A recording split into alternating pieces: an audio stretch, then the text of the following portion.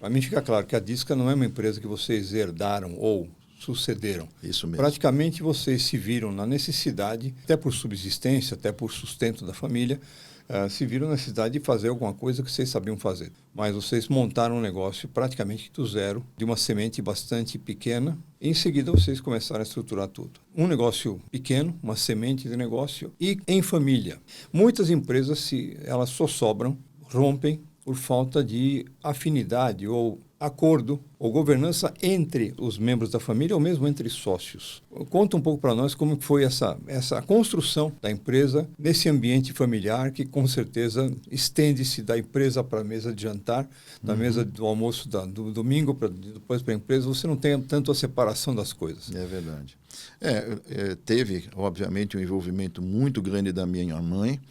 A minha mãe, quando o meu padrasto, um pouco antes até dele falecer, ela com 40 anos de idade, mas você imagina que isso há 50 anos ela foi tirar habilitação para poder nos ajudar, então a gente fazia a parte administrativa e ela ia para o banco, então ela obviamente envolvida também nessa parte de ajudar na parte de locomoção, de administrativo, e a gente pelas necessidades, como você está dizendo, a gente estava unido nisso, a necessidade nos uniu. Mas é interessante que eu tenho, vamos colocar assim, eu sou muito diferente do meu irmão, muito diferente. Só que a gente, comercialmente falando, a gente se encaixa muito bem. E aí algo que sempre nos pautou foi uma situação que quando ele fala, eu escuto, quando eu falo, ele escuta, e quando a empresa, desde o início, falava, a gente escutava. Então, isso nos uniu. Eu acho que o objetivo comum ali de como é que a empresa tinha que caminhar, ela fazia com que nós nos alinhávamos, além das diferenças. Então, a gente estava sempre junto nesse objetivo. Então, eu queria explorar, então, até para o benefício dos nossos ouvintes, quando um fala, o outro escuta, quando o outro fala, um escuta, e quando o negócio fala, os dois escutam. Como é que é a voz do negócio? Como é que você define a voz do negócio? Você conhecendo um negócio teu, e isso é um ponto, uma marca muito importante do nosso passado, a gente se dedicou muito, eu acho que até demais, teve até, eu acho que um pouco de erro nisso, porque a gente acabou abrindo um pouco mão do nosso pessoal. Como todos nós, a bem da verdade, como todas as empresas. Uma dedicação, exato. Eu acho que foi uma dedicação extrema, né? E, por um lado, foi muito positivo para o negócio. A gente até hoje, fornecedores, vem falar, puxa, o envolvimento de vocês sempre foi muito grande.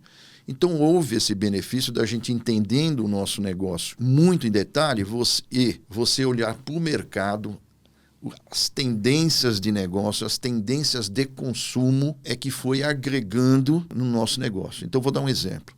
Eu falei de Tostines, a Tostines nos anos 90 começou, depois que foi comprada pela Nestlé, foi perdendo participação do mercado e naquela época estava já se posicionando muito forte com outros distribuidores Tostines, a Nissin Miojo. Ela vinha procurando no país inteiro distribuidores Tostines como nós, fazendo um contrato com eles. E a gente já sabendo disso, vendo que o macarrão instantâneo tinha muita aderência, a gente percebeu isso de uma maneira muito prematura lá em 88, e em 90 a gente fecha a parceria com a Nissin, e como eu já disse, é o nosso principal, nosso maior fornecedor hoje. Nós temos 35 anos de relacionamento com eles, mas não era nada o macarrão instantâneo no Brasil naquela época.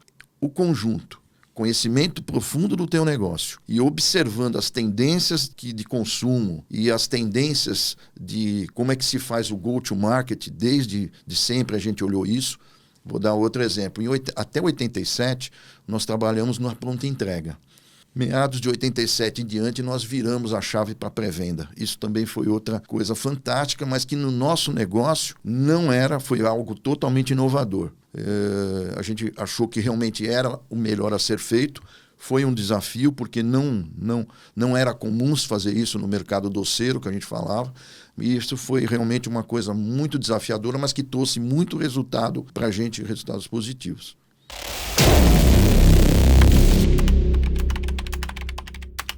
Quando o negócio fala, muitos negócios familiares, ou mesmo negócios não familiares, são dominados pelo achismo. Um sócio acha isso, o outro sócio acha aquilo. E claro, se eu sou teu sócio, eu vou achar que o negócio está dizendo aquilo que suporta a minha ideia e vice-versa.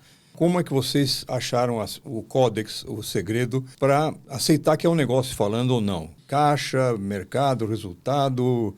Tudo isso, mas a gente começou a fazer nos anos 2000, de 2000 para 2010, começamos a estruturar de maneira de um planejamento estratégico. Então, nós contratamos uma consultoria na época para tirar um pouco esse achismo, que é o que você está dizendo. A gente contratou uma consultoria que nos ordenou o pensamento. O que nós temos aqui? E nós começamos a construir, trilhar aquilo que a gente tinha feito um planejamento estratégico.